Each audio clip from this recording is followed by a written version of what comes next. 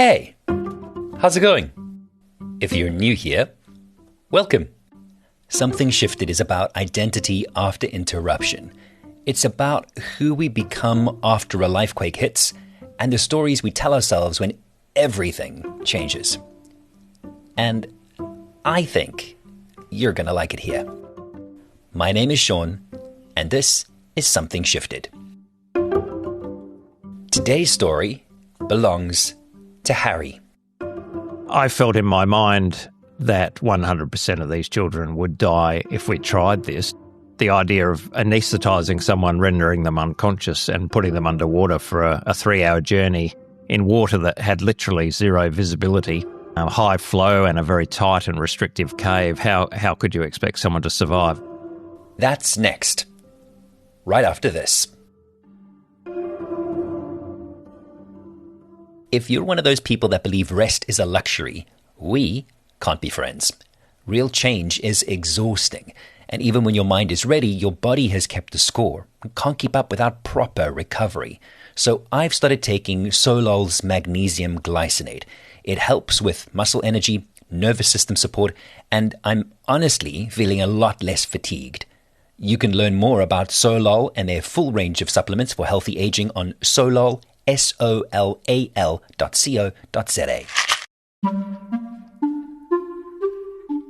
I know something true about every listener of this show. You're a survivor. Every day you've had on this giant rock hurtling through space, you've survived it. You've encountered risk every single day. Sometimes you've seen it coming, sometimes you haven't. But however you responded, it kept you alive. And here you are, a survivor. As a South African, you may well know that just being on the roads isn't safe. You probably don't think about it much, which is honestly a good thing, because if you stop to really look at the odds, you might never leave the house. Living is risky business. I'm not a brave person by any stretch. That's Richard Harris, or Harry as he goes by. Even if you don't know his name, you'll know a part of his remarkable story. For people from across the world, I have been waiting for this particular day when we can say that 13 people from the Wild Boar Academy football team have been safely evacuated from the Tham Luang cave complex in Chiang Rai province, northern Thailand. 12 boys and their football coach who have been trapped inside the cave system. Harry was instrumental in the rescue mission that saved those 12 boys and their soccer coach, trapped inside the Tham Luang cave in northern Thailand. Harry has skills, a very particular set of skills, built over a very long career. In 2018, he was an experienced anesthesiologist and a trained cave diver. Two things that, under most circumstances, you'd never need to be at the same time. And then a fun day out turned into a crisis in Thailand. So why would someone central to one of the most celebrated rescue missions in modern history insist that they're not brave? Well, if the risk is personal, then I'm extraordinarily cautious and careful in my planning for the exploration dives that we've done, some of which have been very high risk. I've spent a long time putting every mitigation in place to reach the point where I feel that the risks are now acceptable to me, even though my eyes are open enough to realise that they are still significant. I've got a wife and 3 children. I certainly have not got a death wish, and I'm not a brave person by any stretch. I have no wish to court death. But when it has come to taking risks on behalf of my patients, which I essentially viewed these boys as, I feel that I am a bit bolder, not in a careless or callous way. When you work in medicine, especially anesthesiology, you have to be comfortable with risk. This is part of my job. This is part of what I do for a living, is to look after people when they are potentially about to take their last breath, and having to intervene in those cases to give them an anaesthetic, intubate them, do certain procedures on them. Those interventions are very high risk in themselves in those settings. And so you have to be comfortable with the fact that the intervention you're about to inflict on your patient may actually be the thing that is their final event. It might be the thing that actually kills them, even though it's been done as a life-saving intervention. And so if you're not comfortable with that, you don't tend to work in that space in medicine for very long or not at all. So I think having done that for a long time in strange environments and in different countries has given me the ability to put that kind of risk aside and just get on with the job. The experience in the Thai caves gave Harry a different perspective on what it takes to live a good life on this risky space rock called Earth. But before he found himself in northern Thailand, risking his own life to save 13 strangers, before he found himself confronting life and death decisions in an operating room, Harry had to save his own life. Something you should know about Harry and his particular set of skills is that once, when he was 15, he found himself stranded at sea, facing terrible odds. Harry had just completed a diving course, and they were diving a shipwreck on a summer afternoon in February off the coast of Adelaide. Harry, 3 new divers and their dive instructor, who was in his late 20s, were out on a boat. The water was rough when we went out, possibly too rough to make it a sensible decision to go out, but regardless, we did. This band of inexperienced divers were battling rough waves, trying to go along with the waves when the next wave hit, charging them in the back of the next, burying the nose of the boat and flipping it over, dumping all of them in the rough waters. We managed to right the boat so that it floated the right way up in the water, but it was swamped.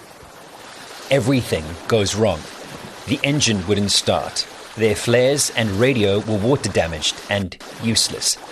And they made the rookie mistake of throwing the anchor over the edge of the boat to stop them from drifting out, but hadn't secured it to the boat. So the anchor simply disappeared into the ocean. All they had were wetsuits and life jackets. Here's Harry recounting the story from his book, The Art of Risk. We wouldn't drown, but that was the extent of our good luck. All we could do was cling to the boat and wait as darkness fell, the seas got rougher, and the temperature started to drop. I remember Sam, my friend, who was a little less naive than me, looking at the situation, the waves, the gathering gloom, the upturned boat, and then turning to me and stated that nobody was coming out to rescue us that night. A, it's getting dark, and B, it's bloody rough out here, and it's going to get worse. There are no boats that are going to be able to come out here and find us. This reality was unacceptable to 15-year-old Harry. He was adamant that his parents would sound the alarm and help would soon be on its way. As it turns out, we were both right. My mum was on the phone to the police, but nobody was coming to save us. Well, not that night anyway. Once the reality did sink in, it got dark and I realised, okay, my mate is right, no one's coming out. Then I did feel like I stepped up a little bit, and my friend and I tried to help a lot with morale, cracking jokes and singing songs and trying to get the girls, keep them cheered up and so forth. This rapidly became a lesson in keeping your wits about you and taking calculated risks. The skipper stepped up and emptied out the fuel cans, latching them onto the boat to improve buoyancy. And they spent the night drifting, in the dark, in great white shark territory, hungry and very, very cold. Until a local fisherman found them around 7:30 the next morning.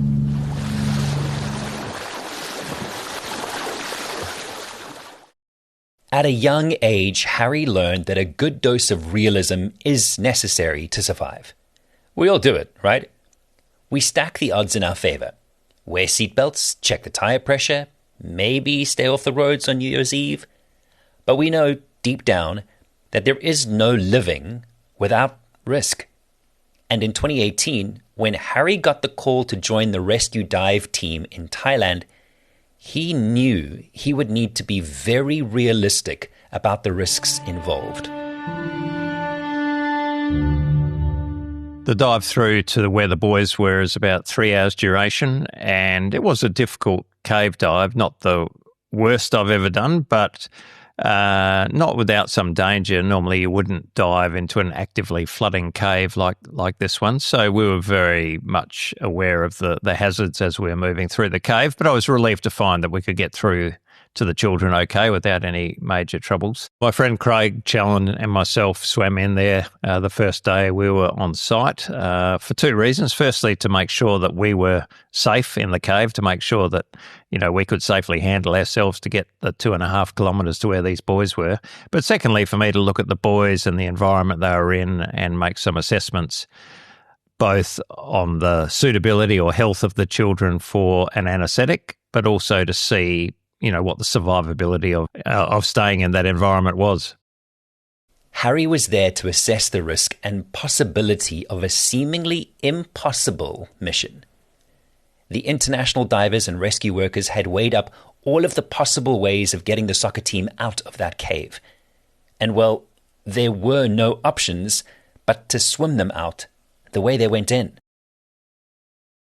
The boys were aged 11 to 17 and at this point malnourished and weak. And so the hypothetical idea, in order to get them out of the cave, they would need to be rendered unconscious for a 3-hour underwater swim, with divers needing to re-administer ketamine at intervals throughout the dive, in a flooded cave, in zero visibility.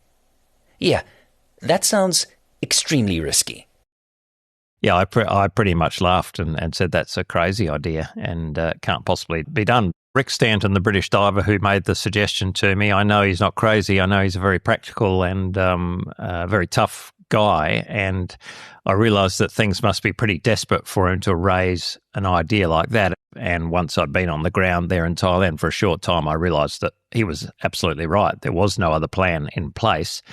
However, I felt that I had more information at my fingertips, being a cave diver and an anaesthetist who's worked a little bit in difficult environmental situations with patients, but also having even practiced similar kind of rescues in our training for such events as someone who worked in cave rescue, to the point where I'd even pretended myself to be unconscious and worn similar equipment to what the boys were proposed to be dressed in, and I found that we just couldn't keep enough water out of the mask. Let's just recap some of the details. The boys and their coach had been exploring the caves when the monsoons hit, and they got stranded inside the cave for 9 days before a team of international divers reached them. By the time Harry met up with them, they'd had some food and a little bit of comfort in the form of space blankets and medicine, but only for a few days. 4 divers from the Thai Navy SEAL Regiment had stayed with the children, including a medic and a naval doctor. Harry made the 3-hour swim into the cave and surfaced into Chamber 9. I remember the moment just before I surfaced in the final chamber, Chamber 9, which I knew would reveal these boys, and I saw the sort of shimmering of the water above me reflected in my light, and I had my first sort of moment of some anxiety, thinking, wow, this is it. This whole thing is about to be changed from a hypothetical adventure to actually meeting these kids. And I was greatly relieved, actually, when I found these kids to be actually in pretty good shape. They were all walking and talking, and their morale seemed excellent. They'd all lost a few kilos, and they were only small to start with. But although they were thin, I was reassured by the sight of them. Yeah, a few of them did have chest infections, and I could hear them coughing. Some of them had some skin infections and things. But of concern, I noticed that the environment was pretty unpleasant. Obviously, they'd been going to the toilet in there. The smell was overwhelming, and there wasn't really anywhere to go and hide to do that. So, it was only a matter of time before, infections became a real problem. The reality was that staying in the cave would most certainly result in death. The British rescue team had measured that the oxygen levels in the cave were deteriorating and heading below 15%. And on top of that, meteorologists had advised that the monsoon would return in 3 to 5 days, bringing with it more rain, more water, which would ultimately suspend all diving activities in the cave. The idea of anaesthetising someone, rendering them unconscious and putting them underwater for a 3-hour journey in water that had literally zero visibility, high flow and a very tight and restrictive cave, how could you expect someone to survive? I mean, in the operating theatre or even out in the field when you're giving someone an anaesthetic, whether it's because of a car crash or an illness or what have you, at least you have the benefit of modern monitoring, a good assistant and illumination, to monitor someone underwater in the dark only by feel and sound, doesn't sound like a recipe for success. I think this might be the definition of being between a rock and a hard place. Option A is almost certain death, and option B is almost certain death. So Harry had swum to the cave and assessed the risk. Now he needed to make a very difficult decision during that 3-hour swim in the dark back to the outside world. I sort of gave them my assurance we'd be back the next day and headed back out of the cave and got out at about 8 or 9 o'clock that evening.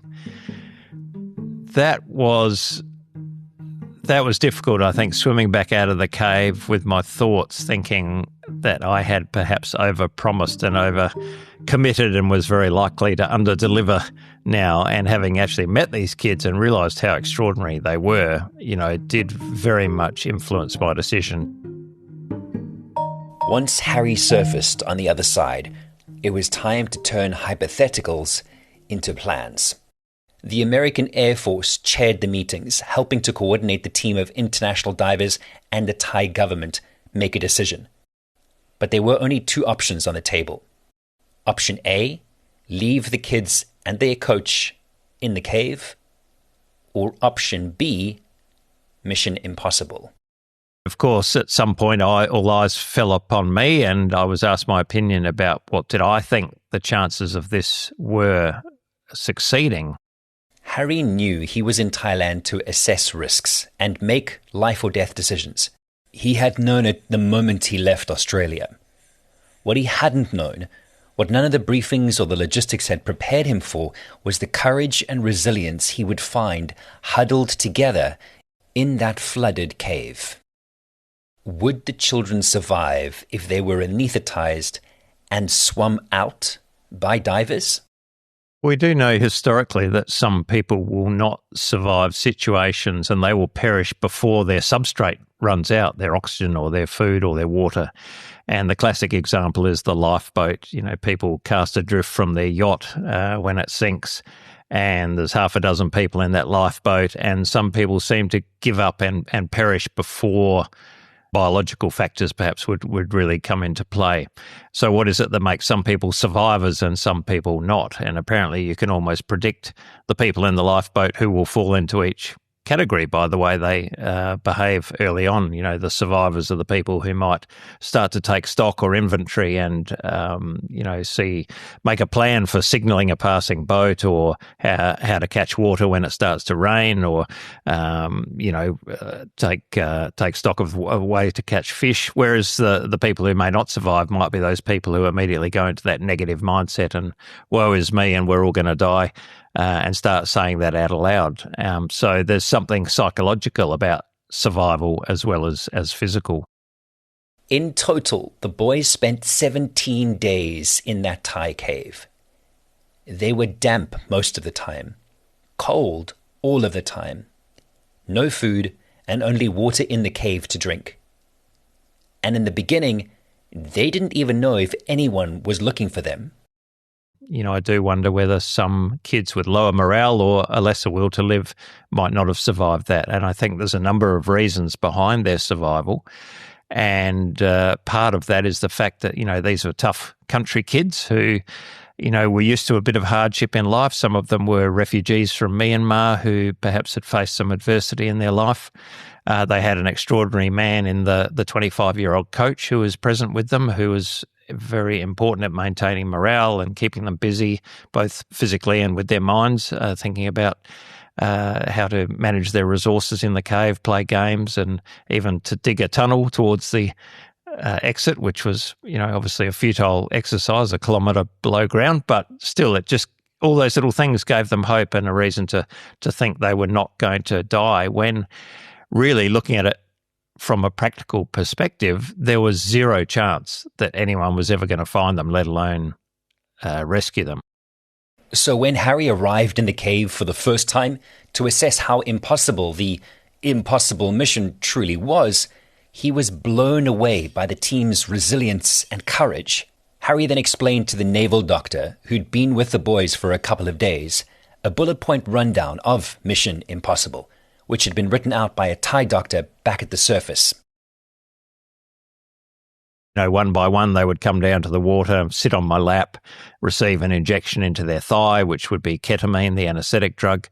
And then once they fell asleep, we would finish dressing them up in the diving equipment, which would include a full face mask. And then one British diver would take one boy all the way out of the cave, and that we would hope to do 4 boys each day. And then obviously we had one left over, and we'd pretty much think about that on the last day, how we were going to attack that problem. Again, relieved to see that the boys seemed to take all that discussion in their stride. No one freaked out or collapsed to the ground in tears. In fact, I was worried that the doctor hadn't really read out the message accurately, because they all just were nodding and going, yep, that all sounds fine. That night, having surfaced from the cave, sitting in the rescue meeting in the early hours of the morning, all eyes were on Harry, who needed to make a decision.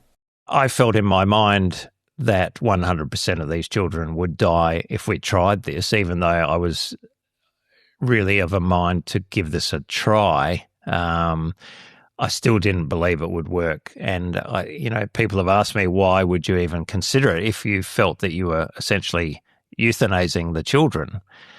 And it really came down to a very pragmatic and humane approach to the problem, in that, well, if they're going to die one of 2 ways, isn't it better to choose the way that is more pleasant and will return their bodies to their parents still looking like their sons, rather than waiting for several weeks or months to retrieve their skeletal remains from the cave?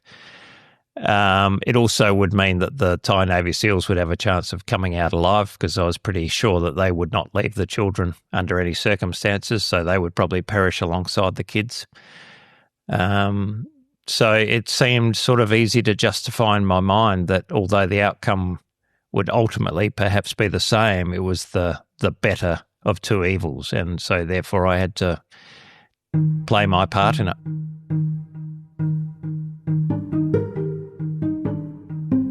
Through the expertise and the meticulous risk management of the team of experts, all 13 members of the Wild Boar Academy football team made it out of that Thai cave safely. One Thai Navy SEAL, Saman Kunan, sadly passed away during the preparation 3 days before the rescue mission started. Most of us will never be stranded at sea, and I, for one, don't venture into caves, so that's not happening to me. Most of us lead safe, comfortable lives, and we try our best to create safe, comfortable lives for our children. But Harry's been sitting with a question for a long time now. What might we be losing in the safety and comfort of our modern lives? The longer I spend on this planet, the more I feel that our modern lives are too safe for our well-being. Obviously, that doesn't apply to everywhere in the world. But if you are listening to this podcast, chances are you have access to electricity, internet, and technology. And the chances are you're not trying to survive in a war zone. And Harry is not saying that trauma with a capital T is good for you. But when you become comfortable in a cushy lifestyle, small inconveniences may start to feel like danger. The essential wild part of us is atrophying. Depression and anxiety are endemic in our society, including in our children. The jury is out on why this is, and I believe it's actually important for the human condition to still be exposed to some risk and inoculation against hardship to make us stronger and more resilient. That, for me, is the big benefit of risk-taking activities. It actually encourages personal growth. You don't have to go out of your way to find it, but to say that you can have a life without risk is impossible, because more people die from, cardiovascular disease or from alcohol-related disease or smoking or just from driving their car than they die from shark attacks or lightning strikes or falling off cliffs. So, just don't engage with risk without giving it some thought is what I would encourage people to do. And the positive side of risk-taking, the health benefits and the psychological benefits are enormous and should not be underestimated.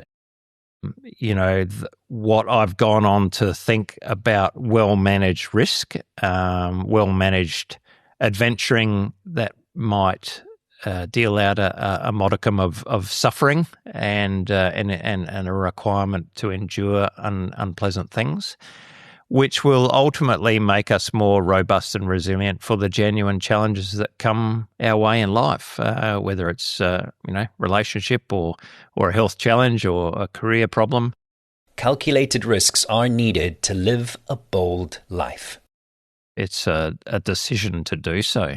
My friend Craig Challen is very famous for saying when he received an exploration award, he said 95% of being an explorer is just getting off the couch and doing it. It just starts with a thought bubble of, I wonder if I could do that, and then to actually turn that into positive action. And that's where it all begins. Because life is risky business. There are no guarantees except that you will encounter hardships. Your children will encounter hardships.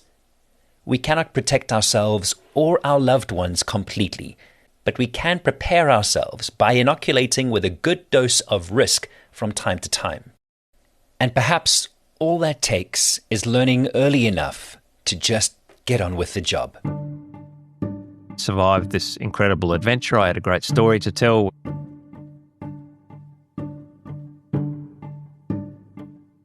These days, Richard James Dunbar Harris, or Harry, is a retired anesthesiologist and serves as the Lieutenant Governor of South Australia. And if his story stays with you, and I suspect it will, look out for his books, Alfie the Kind, Alfie the Brave, Against All Odds, the Young Readers Edition, and of course, The Art of Risk that brought us together. Go on, subscribe to Something Shifted on your favorite listening platform now and never miss a human-centered story. You can find more episodes and ways to support the production of this podcast at somethingshifted.co.za. And because you've listened all the way to the end, we want to share our Something Shifted The Soundtrack playlist with you. It's a compilation of songs we've listened to while making this season of Something Shifted, songs that make us feel a little less lonely and a lot more empowered. The link is in the show notes. Enjoy. Many thanks to Rue, my executive producer, for additional writing on this episode. And as always, thank you for listening. Bye.